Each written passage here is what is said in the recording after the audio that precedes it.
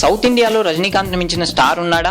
Box office stamina విషయంలో ఆయన ముందు ఎవరూ నిలబడలేరు. కొన్ని విషయాల్లో బాలీవుడ్ సూపర్ స్టార్లు కూడా ఆయన ముందు దిగదుడిపే. అయితే చాలా విషయాల్లో రజనీకాంత్ డామినేషన్ ఉన్న మాట వాస్తవమే, కానీ ఒక్క అమెరికా మార్కెట్ విషయంలో మాత్రం తెలుగు వాళ్ళదే పై చేయి.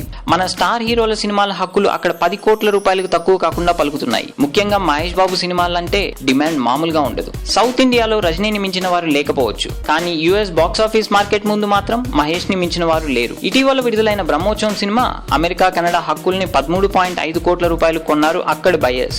ఆ సినిమా ఫలితం ఎలా ఉన్నప్పటికీ మహేష్ బాబు తర్వాత సినిమాలకు కూడా అదే రేటు పలికే అవకాశం ఉంది. అయితే రజనీ సినిమా కాబలి అమెరికా కెనడా హక్కులు 8.5 కోట్ల రూపాయలకు మాత్రమే పలకడం విశేషం.